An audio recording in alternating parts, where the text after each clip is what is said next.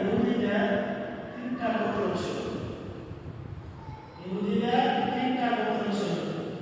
একটা গোত্রের নাম ছিল বনু কায়নুকা, দ্বিতীয় নম্বর গোত্রের নাম হলো বনু নাজির, তৃতীয় নম্বর গোত্রের নাম হলো বনু কুরাইজা।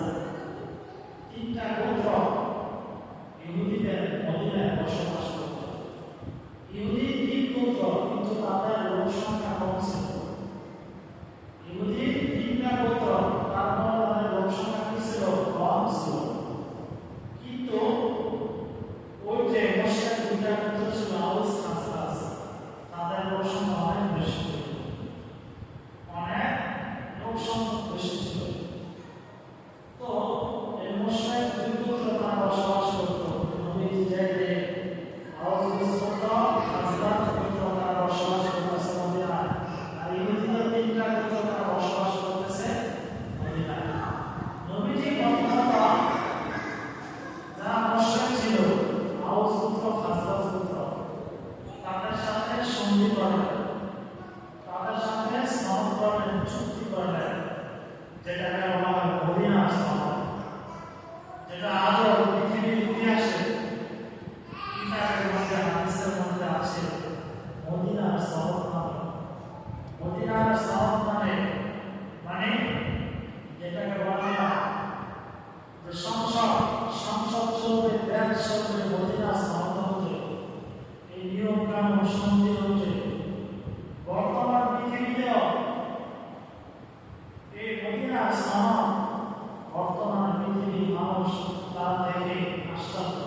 তো আমাদের দেশ যারা ক্ষমতায় আসে নির্বাচন আগে দিয়া বলে যে মদিনার সনদের দেশটা মদিনা, আপনারা হয়তো অনেক শুনছেন, নির্বাচন আগে সুন্দর ভোট দিয়ে হাতে কাজে লাগাইয়া মহিলারা আর পুরুষ যারা নেতা তার টুপি লাগায় পাকড়ে করে সুন্দর সুন্দর মসজিদে যায় মানুষের কাছে মদিনার সনদে আমরা দেশ চালাবো, আমাদেরকে ভোট দিয়ে আমাদের ক্ষমতা দিয়ে। এই যে মদিনার সনদ, নবীজি মদিনায় যাওয়ার পর মদিনার সনদ নামক চুক্তি করলেন আউস গোত্র খাজরাজ গোত্র মুশরিকদের সাথে। চুক্তি করলেন এমন অনেক নিয়ম কানুন, কিভাবে দেশ চালাতে হয়, কিভাবে দেশ চালাতে হয়, কিভাবে দেশের সমাজে রাষ্ট্রের শান্তি শৃঙ্খলা বিরাজ করতে হয়, কাজ করতে হয়, নবীজি শিক্ষা দিয়েছে। নবীজির শিক্ষা আছে পুরো, কিন্তু আমাদের দেশে বাস্তবায়ন হয়। কারণ আমরা এমন মানুষদেরকে নেতা বানাই, আছে পূজা নামাজ দেয়, রোজা দেয়, দুষ্ট সত্য, দেশের সম্পদ চুরি করে বিদেশে তারা বাড়ি করে, তারা আবার আলেমদেরকে বিভিন্নভাবে গালি দেয়। আলেমরা হুজুররা তাদের ভিতরে দেশ নেয় না, তাদের ভিতরে দেশ নেয়, তারা দেশের প্রতি মায়া নেয়, ভালোবাসা নেয়, তারা কি মহিলা। অথচ দেখেন কোনো আলেমের একটা বাড়িও একটা ফ্ল্যাটও বিদেশের বাড়িতে বিদেশ, কিন্তু তাদের মতো অনেক আছে নেতা, বেশিরভাগ বিদেশে বাড়ি করে আছে, বিদেশে গাড়ি করে আছে, ফ্ল্যাট কিনে আছে, সুযোগ পাইলে পৃথিবীর অবস্থা খারাপ করাই যাবে। তো তারা যদি দেশকে করতো, দেশের সব কিছু করতো, বাড়ি গাড়ি দেশের সম্পদ দেশে করতো, দেশের উন্নতি হতো। কিন্তু আলেমদের নাই, এটা না তো উল্টা, আলেমদের নাম বদনাম করে। তো মদিনার সনদ আউস গোত্র খাজরাজ গোত্রের সাথে নবীজি চুক্তি করলেন যে এই দলে সনদ করলাম, এই নিয়ম করলাম, তিনি আপনাকে মদিনাকে চালাবো, মদিনার রাষ্ট্রটাকে আমরা এভাবে চালাবো। আউস গোত্র খাজরাজ গোত্র রাজি হয়। এই চুক্তির মধ্যে মদিনায় যারা বসবাস করে সবার জন্য কল্যাণ ছিল, সবার জন্য ভালো ছিল। এর মধ্যে থেকে চুক্তি ছিল এই আউস গোত্র খাজরাজ গোত্র, তোমাদের উপর যদি কেউ অন্য দেশ থেকে যদি তোমাদের উপর কেউ হামলা করে, আক্রমণ করে, তাহলে আমরা যারা মুসলমান আছি তোমাদেরকে সাহায্য করব, তোমাদের সাথে থাকবো। এবং আমাদের মুসলমানদের উপর যদি অন্য দেশ থেকে যদি কেউ হামলা করে, আক্রমণ করে, তোমরা সাহায্য করবা, আমাদেরকে সহযোগিতা করবা। আউস গোত্র খাজরাজ গোত্র তারা হয় ভালো, আমি নির্বিষে থাকবো, আমাদেরকে যদি অন্য দেশে হামলা করে আপনারা আমাদেরকে সাহায্য করবেন, আপনাদেরকে কেউ করবে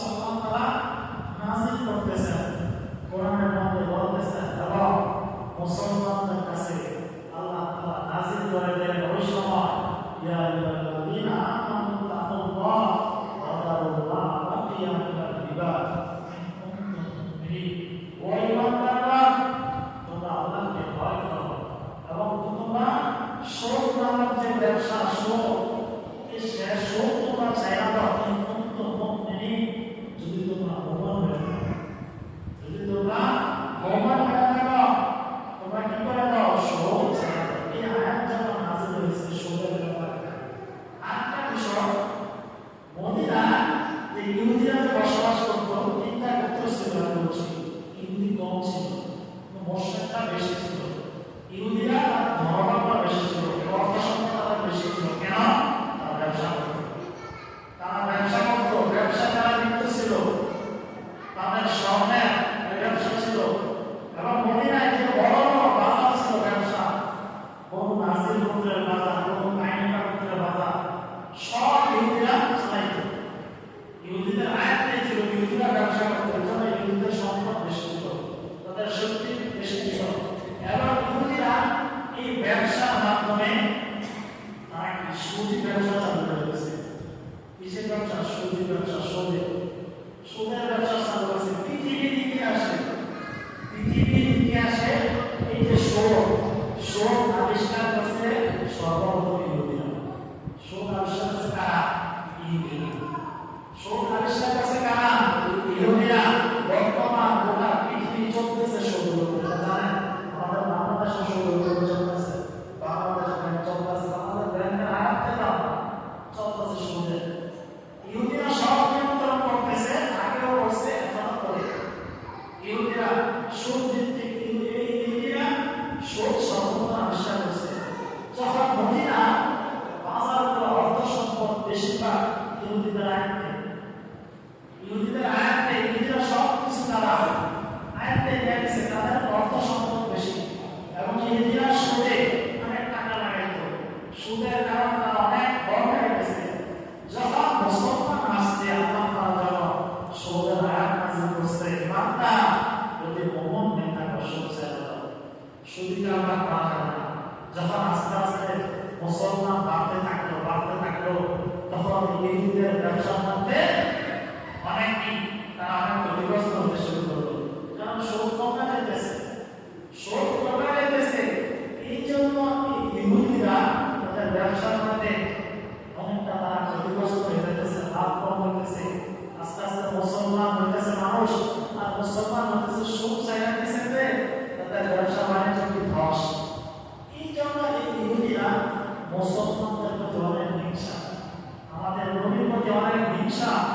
আজকে মুহাম্মদ সাল্লাল্লাহু আলাইহি ওয়াসাল্লাম মদিনায় আসার কারণে মানুষ মুসলমান হয়েছে, আর আমাদের এই সুদি ব্যবসাকে বন্ধ করে দিয়েছে, আমাদের লাভবান কম হয়ে গেছে। এই জন্য এই ইহুদিরা নবীজির প্রতি অনেক ক্ষিপ্ত, অনেক হিংসা। কিভাবে নবীজিকে বিতাড়িত করা যায়, নবীজিকে ধ্বংস করা যায়, মুসলমানদেরকে একেবারে নিঃশেষ করে দেওয়া যায়, এই ইহুদিরা বিভিন্ন ষড়যন্ত্র, গোপনে প্রকাশ্যে ষড়যন্ত্র ইহুদিরা নবীজির ব্যাপারে শুরু করলো। এই ইহুদিরা এমন জাতি, আমি এর আগেও বলছি, আপনারা মনে আছে, ইহুদিরা এমন জাতি সবচেয়ে চতুর, চালাক, দুষ্ট, অবাধ্য জাতীয় হয়ে ইহুদিরা সবচেয়ে দুষ্ট, চালাক জাতি। এবং এই ইহুদিরা সর্বপ্রথম সুদ আবিষ্কার করছে। বর্তমান পৃথিবীতে অর্থনীতি যত আছে ইহুদিরা চালাইতেছে, আমরা জানি না। ইসরায়েল এত শক্তি, এবং ইহুদিরা তারা সবচেয়ে বড় গাদ্দার হলো তারা নিয়ম কানুন মানে না, চুক্তি মানে না। যে একটা দেশ আন্তর্জাতিক মানের যে নিয়ম কানুন আছে, চুক্তি করলে এক দেশ আরেক দেশের সাথে জাতিসংঘ যা আছে চুক্তি করছে না, এটা মানব ইহুদিরা মানে না, তারা চুক্তি ভঙ্গকারী। আমি বলবো নবীর সাথে কিভাবে তারা চুক্তি ভঙ্গ করছে, বর্তমানেও কি তারা চুক্তি ভঙ্গ করতেছে। কারণ আপনাদের জাতিসংঘ কত কিছু তারা কি চুক্তি করছে যে ফিলিস্তিনের সাথে যুদ্ধ করা বন্ধ করবো, কারণ তারা মানে সব চুক্তি ভঙ্গ করে কি মুসলমানদেরকে তারা মারতেছে। তো এই ইহুদিরা নবীর ব্যাপারে বিভিন্ন ষড়যন্ত্র করতে শুরু করলো, কিভাবে মুসলমানদেরকে বিতাড়িত করা যায়, নবীকে কিভাবে বিশ্বাস করে দেওয়া যায়। তারা চুক্তি ভঙ্গ করতে শুরু করলো, নবীর সাথে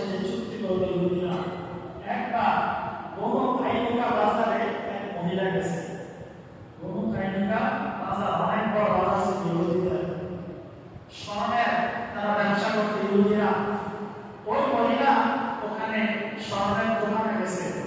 স্বর্ণের দোকানে যাওয়ার পর ইহুদি স্বর্ণের দোকানদার সে কি করছে, ওই মহিলাকে বলছে তুমি তোমার চেহারা দেখাও। মহিলা বড় করে গেছে, চেহারা দেখাও। মহিলা কি চেহারা দেখাইতে না আসে, আমি মা বাবার করতে আসছি, স্বর্ণ কিনতে আসছি, তুমি দিয়া দাও, চেহারা দেখানো যাবে না। ওই ইহুদি দোকানদার ইহুদি সে কি করছে, মহিলা আমার একটা আসল নিচে আসলো, সে গোপনে গোপনে কাপড় মানে একটা ক্যারাক মেরে দিয়েছে মাটির লোকে বা কারের লোকে যে রাস্তা ক্যারাক মেরে দিয়েছে। যখন ক্যারাক মেরে দিয়েছে মহিলা যখন কেনাকাটা শেষ, যখন করতে বসতো মহিলা কি একবারে উলঙ্গ হয়ে গেছে। নাউজুবিল্লাহ, উলঙ্গ হয়ে গেছে। মহিলা ছিল মুসলমান, মহিলা চিৎকার করতে শুরু করছে। পাশে এক মুসলমান ছিল, ওই মুসলমান যখন দেখছে আয়েশা, সাথে সাথে ওই ইহুদিরা দুজন শেষ করে দিয়েছে। ওই ইহুদিরা কি করেছে, শেষ করে দিয়েছে। ওই ইহুদিদের যখন এভাবে সমাগম হয়ে গেছে, ইহুদিদের লোক একত্রিত হয়ে গেছে, তো মুসলমানরা আবার তারা শহীদ করে দিয়েছে। নাউজুবিল্লাহ, তখন কি ইহুদিদের মধ্যে মুসলমানদের মধ্যে একটা অনেক যুদ্ধের মধ্যে কি মাঝনা মাঝাইতেছে। তখন রাসূল সাল্লাল্লাহু আলাইহি ওয়াসাল্লাম এই খবর পেল, নবীজি সাহাবায়ে কেরামদেরকে নিয়ে ওই বনু কাইনুকা গোত্রকে ঘেরাও করছে যে তারা মুসলমানকে কেন আসছে, মুসলমানের সাথে অন্যায় করছে, এই জন্য আসছে, মুসলমানকে কেন আসছে। ওই বনু কাইনুকা গোত্রের কিন্তু সবাইকে নবীজি আবদ্ধ করছে সাহাবায়ে কেরামদের সাথে। আবদ্ধ করার পরে অনেক দিন থাকার পরে ওই বনু কাইনুকা গোত্রের ইহুদিরা তারা পারতেছে না মুসলমানদের সাথে। এক পর্যায়ে ওই বনু কাইনুকা সবাই তারা বলল যে আমাকে আটকা করা হবে না। নবীজি সাহাবায়ে কেরাম সবাইকে এই বনু মদিনা থেকে এই ইহুদিদের একটা গোত্র বনু কাইনুকা তাদেরকে বিতাড়িত করেছে, তাদেরকে লাগাই দিয়েছে। মদিনায় গিয়ে তাদেরকে থাকতে দেয় না, সবাইকে চলে গেছে। এই হলো বনু কাইনুকা। আরেকটা হলো বনু নাজির গোত্র। এই বনু নাজির গোত্র তারা মদিনা থেকে বিতাড়িত হয়েছে। তাদের ব্যাপারে আল্লাহ তাআলা সূরাতুল হাসরের মধ্যে কোরআনের মধ্যে বলেছেন সাব্বাহা লিল্লাহি মা ফিস সামাওয়াতি ওয়া মা ফিল আরদ ওয়া হুয়াল আজিজুল হাকীম। যে এই বনু নাজির গোত্র তাদেরকে কেন মদিনা থেকে বিতাড়িত করছে, তারা এত বড় ষড়যন্ত্র করছে নবীর ব্যাপারে। আমি এর আগে বলেছি, আপনারা হয়তো মনে আছে কিনা, যে বনু নাজির গোত্রের ইহুদিরা তারা ষড়যন্ত্র করছে যে রাসূল সাল্লাল্লাহু আলাইহি ওয়াসাল্লামকে তারা হত্যা করে ফেলবে। নাউজুবিল্লাহ, এই জন্য তারা নবীজিকে ডাকছে। নবীজিকে ডাকা তারা একটা দেয়ালের কাছে গেছে। দেয়ালের কাছে গিয়ে বলতেছে যে হে মুহাম্মদ সাল্লাল্লাহু আলাইহি ওয়াসাল্লাম, আমাদের একটা বিচার, আপনি একটা বিচারটা কি আপনি সমাধান করে দেন, বিচারটা আপনি করে দেন, সমাধান করে দেন। নবীজির দেয়ালের কাছে রাখছে, আসলে কোনো বিচার না, তারা ষড়যন্ত্র।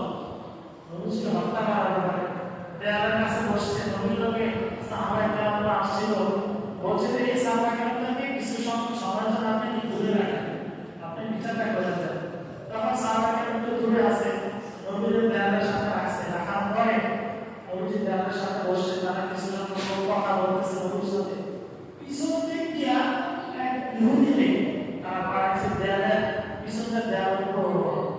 দেয়ালের উপর উঠা, দেয়ালের উপরে বিশাল একটা পাথর, ওই পাথরটা নবীর মাথা বরাবর দিয়ে নবীকে শেষ করে দিল। নাউজুবিল্লাহ, উপর থেকে কি পিছন থেকে ইহুদিরা পাঠাইছে নবীর উপরে কি বানানোর জন্য, পাথর দিয়ে নবীকে শেষ করে দিল। নাউজুবিল্লাহ, যখন নবীজি বসে পাথর মারবে এমন সময় জিবরাইল আলাইহিস সালাম নবীর কাছে আসছে, হে আল্লাহর রাসূল, আপনি জলদি করুন, জলদি করে উঠে এখান থেকে, আপনাকে হত্যা করার জন্য ইহুদিরা ষড়যন্ত্র করছে।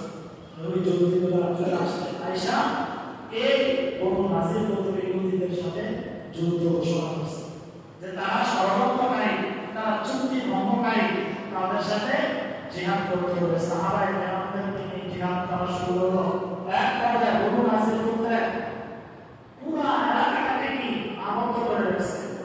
আবদ্ধ এমনভাবে বনু নাজির গোত্রের তাদের যে দলটা, তাদের যে গোত্রটা এতটা শক্তিশালী ছিল, তাদের যে দুর্গগুলা বাড়িগুলা এত শক্তিশালী ছিল, আল্লাহ তাআলা কোরআনের মধ্যে বলেন হুয়াল্লাযী আখরাজাল লাযীনা কাফারু মিন আহলিল কিতাবি মিন দিয়ারিহিম লিআওয়ালিল হাসর। আল্লাহ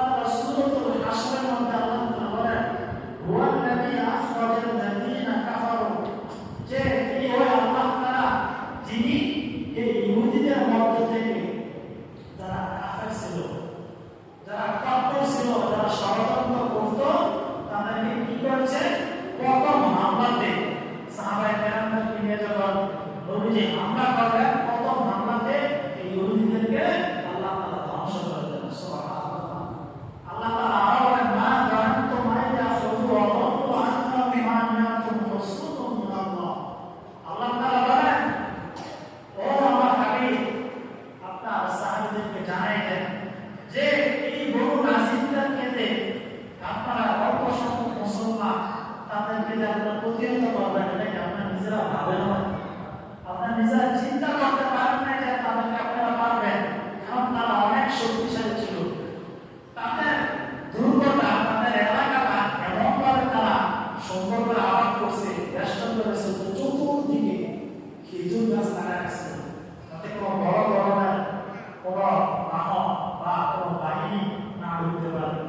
এবং কঠিনতা প্রাচীর নির্মাণ করেছিল যাতে করে কেউ ঢুকতে না পারে। এত কঠিনভাবে তারা প্রাচীর এবং খেজুর গাছ দিয়ে তারা বেষ্টন করে রেখেছিল তাদের গোত্রটা। একবার কি বলছে সাহাবায়ে কেরামরা, মা কততুম মিন লিনাতিন আও তারাক্তুহা। সাহাবায়ে কেরামরা এই খেজুর গাছ কাটতে শুরু করছে, খেজুর গাছ কি কাটতে শুরু করছে, তাদেরকে ধরতে হবে। তখন এই ইহুদিরা বলতে শুরু করলো, আরে মুহাম্মদ সাল্লাল্লাহু আলাইহি ওয়াসাল্লাম মুসলমান, তারা বলে যে গাছ লাগাইলে অনেক সওয়াব, পরিবেশ ঠিক থাকে, তারা গাছ কেটে পরিবেশ নষ্ট করতেছে। দেখেন, গাছ লাগানোর কথা হাদিসের মধ্যে কিন্তু আছে, গাছ লাগাইলে সওয়াব, গাছ লাগাইলে আপনারা অনেকে কথা শুনছেন, হাদিসের মধ্যে আছে, বুখারী মুসলিম শরীফ হাদিসের মধ্যে আছে। একটা হাদিস, অনেক হাদিস আছে, একটা হাদিস হলো কেউ যদি একটা গাছ লাগায়, আপনি একটা গাছ লাগাইছেন, এই গাছ লাগালে যদি ফল নাও ধরে এটা মানে একটু যে ছায়া আসবে বা মানুষ এটা যখন শুকাইতে আমাদের উপকার হবে, আঙ্গাইবে, তার লাঠি করবে বা এটা ফল ধরলো, আপনি নিজে খাইতে পারলেন না, পাখি খাইলো। এই জন্য আল্লাহ তাআলা সওয়াব দিবেন। তো ইহুদিরা বলতেছে যে মুসলমান তোমরা না বলো যে গাছ লাগাইলে পরিবেশ ঠিক থাকে, তোমরা এখন গাছ কাটতেছো। মুসলমানদের ব্যাপারে কি অভিযোগ করতেছে, আল্লাহ তাআলা আয়াত নাযিল করছে, বা কততুম মিন লিনাতিন আও তারাক্তুহা কায়িমাতান আলা রাসূলিহা, যে সাহাবায়ে কেরামরা যে গাছ লাগাইছে, গাছ কাটছে, খেজুর গাছ কাটছে, এই জন্য সাহাবায়ে কেরামরা কোনো গুনাহের দরজা সওয়াব হয়েছে। সুবহানাল্লাহ। এই জন্য ওলামায়ে কেরামরা এই আয়াত থেকে অনেক আইন কানুন লেখেন, অনেক নিয়ম কানুন লেখেন, এই আয়াত থেকে গবেষণা করে যুদ্ধের ক্ষেত্রে বা বিভিন্ন বড় ধরনের ওজনের কারণে যদি গাছ কাটা লাগে, তাহলে কাটা কি আছে? জায়েজ আছে। গাছ কাটা লাগলে কি আছে? জায়েজ আছে। তো আল্লাহ তাআলা মুসলমানদেরকে এমনভাবে বিজয় দিলেন যে মুসলমানরা, আল্লাহ তাআলা বলেন, সাহাবায়ে কেরাম ধারণা করতে পারে তাদেরকে প্রতিহত করতে পারবে। কিভাবে বলেন? নকদাফাতিল কুলুবিহিম ওয়া রাবা ইউসরিফুনা বুয়ুতাহুম বিআইদিহিম ওয়া আইদিল মুমিনিন। আল্লাহ তাআলা ওই ইহুদিদের অন্তরের মধ্যে ভীত সন্ত্রস্ত আল্লাহ তাআলা করে দিলেন। সুবহানাল্লাহ। কারণ ওই ইহুদিদের এত শক্তি ছিল, মুসলমানরা পারার কথা না। আল্লাহ তাআলা ইহুদিদের ভিতরে ভয় ঢুকাই দিয়েছেন। ইহুদিদের ভিতরে কি ঢুকাই দিয়েছেন? ভয় ঢুকাই দিয়েছেন। এক পর্যায়ে 15 দিনের মতো বহু নাজির গোত্রকে আবদ্ধ করে রাখছেন। এক পর্যায়ে কি হলো যে তারা কি চলে যেতে হবে, এই মদিনা ছেড়ে চলে যেতে হবে। এই জন্য কি করছে আল্লাহ তাআলা বলেন যে বিআইদিহিম ওয়া আইদিল মুমিনিন, এই ইহুদিরা তারা বলতেছে আমাদের যেহেতু চলে যেতে হবে, আমাদের বাড়িঘর যাতে মুসলমানরা ভোগ করতে না পারে, বাড়িঘর ভাঙিয়া ভালো ভালো আসবাবপত্র তারা নিজেরা ভাঙিয়া এরপর মদিনা থেকে পলায় গেছে। আল্লাহ তাআলা বলেন, ফান্তাবিহু ইয়া উলিল আবসার, ও বুদ্ধিমানেরা, ও চক্ষুমানেরা, এর থেকে তোমরা শিক্ষা গ্রহণ করো, এর থেকে তোমরা শিক্ষা গ্রহণ করো। কি শিক্ষা গ্রহণ করবা? দেখো, ইহুদিদের এত শক্তি ছিল, এত তাদের পাওয়ার ছিল, অর্থনৈতিকভাবে এত চাঙ্গা ছিল, তাদের দুর্গগুলো এমন ভাবে করছে তারা ধ্বংস হওয়ার কথা নয়, কিন্তু আল্লাহ তাআলা কি করে দিয়েছেন? ধ্বংস করে দিয়েছেন। এই আয়াত থেকে বর্তমান আলেমরা বলেন, বর্তমান ওলামায়ে কেরামরা বলেন যে কিছুদিন আগে যে আমাদের দেশ থেকে যারা পলায় গেছে, তাদের ব্যাপারে বলেন যে তারাও মনে করছিল তাদের এত শক্তি